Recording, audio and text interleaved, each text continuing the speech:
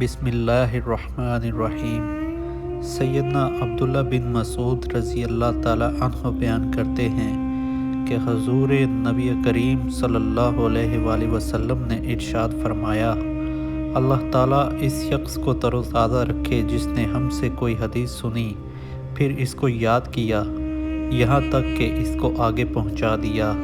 کئی ایسے لوگ ہیں جن کو حدیث پہنچائی جاتی ہے، وہ سننے والوں سے زیادہ یاد رکھنے والے ہوتے ہیں۔ اللہ آپ سب کو اور مجھے حدیث سن کر اس کو یاد کر کے آگے پہنچانے کی توفیق عطا فرمائے، آمین۔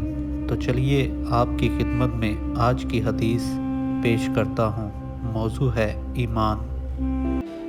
بسم اللہ الرحمن الرحیم۔ صحیح بخاری حدیث نمبر 43۔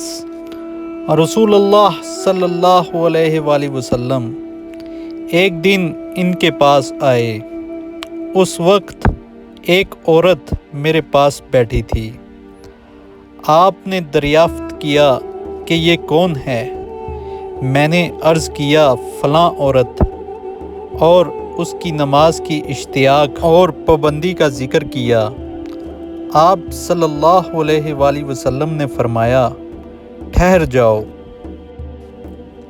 سن لو کہ تم پر اتنا ہی عمل واجب ہے جتنے عمل کی تمہارے اندر طاقت ہے۔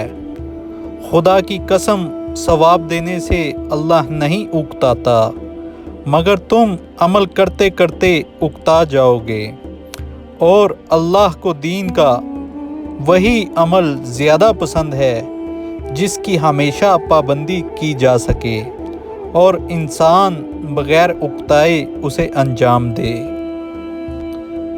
اور اللہ تعالیٰ کے اس قول کی تفسیر کا بیان، اور ہم نے انہیں ہدایت میں زیادتی دی، اور دوسری آیت کی تفسیر میں کہ اور اہل ایمان کا ایمان زیادہ ہو جائے۔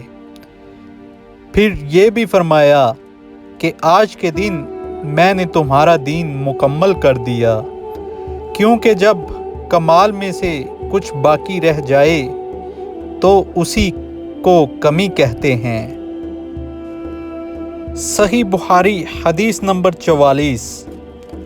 آپ صلی اللہ علیہ وآلہ وسلم نے فرمایا، جس شخص نے لا الہ الا اللہ کہہ لیا اور اس کے دل میں جو برابر بھی ایمان ہے، تو وہ ایک نہ ایک دن دوزخ سے ضرور نکلے گا، اور دوزخ سے وہ شخص بھی ضرور نکلے گا جس نے کلمہ پڑھا اور اس کے دل میں گیہوں کے دانہ برابر خیر ہے، اور دوزخ سے وہ بھی نکلے گا جس نے کلمہ پڑھا اور اس کے دل میں ایک ذرہ برابر بھی خیر ہے۔ حضرت امام عبداللہ بخاری رحمۃ اللہ علیہ فرماتے ہیں کہ ابان نے باروایت قدادہ بواسطہ حضرت انس رضی اللہ تعالی عنہ رسول اللہ صلی اللہ علیہ وآلہ وسلم سے خیر کی جگہ سے ایمان کا لفظ نقل کیا ہے۔